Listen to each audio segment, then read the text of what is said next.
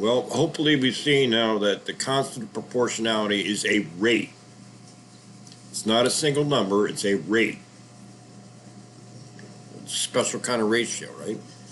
And it's the size of the rate, the number of the rate determines the steepness of the graph. And they graph as a line.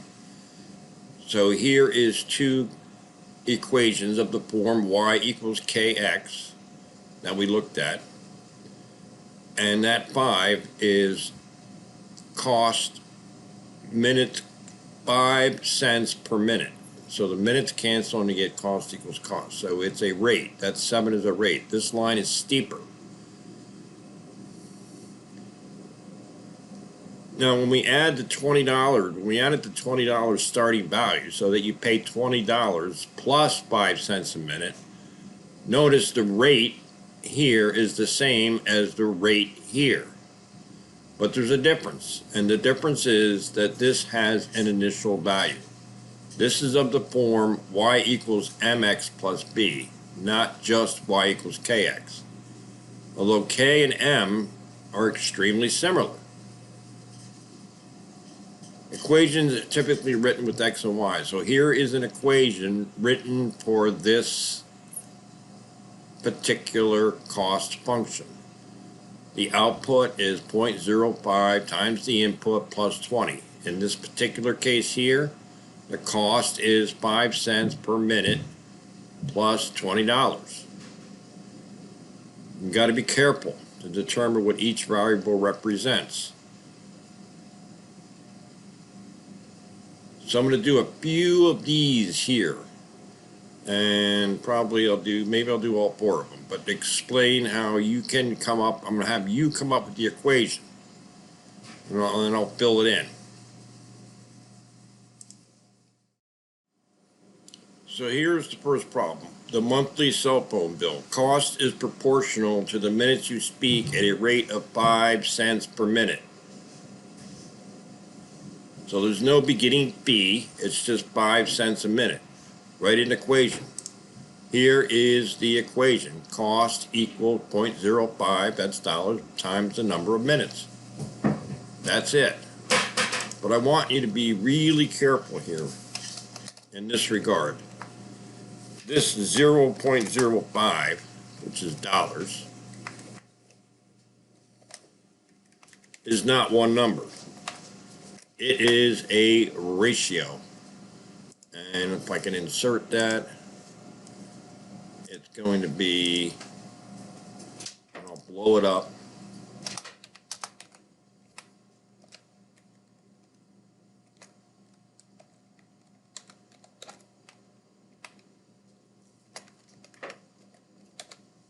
Exactly that. Whoops.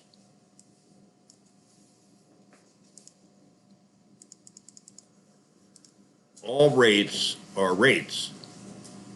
And that has to be that way because when you multiply it by minutes, say 5 minutes or whatever, just minutes,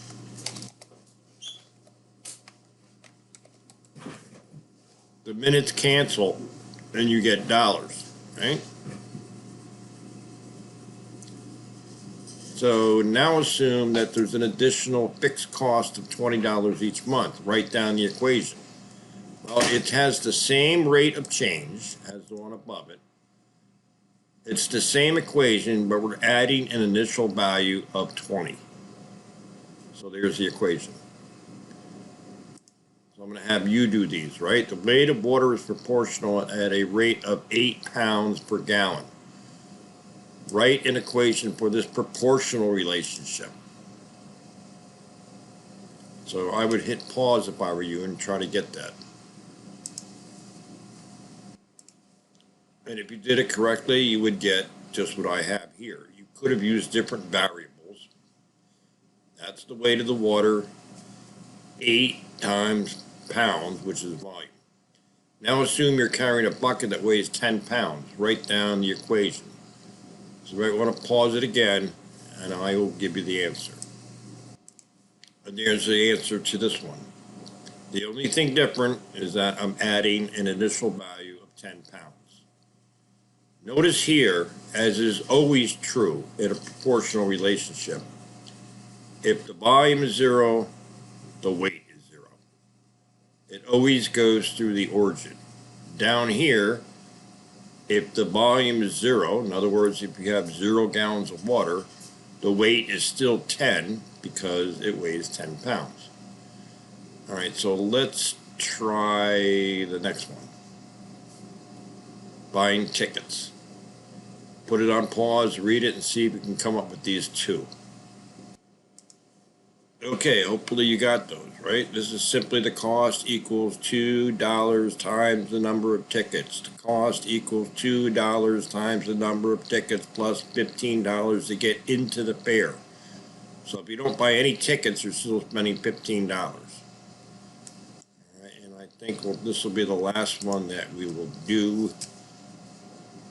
So again, you can put it on pause, try to get these relationships, these equations.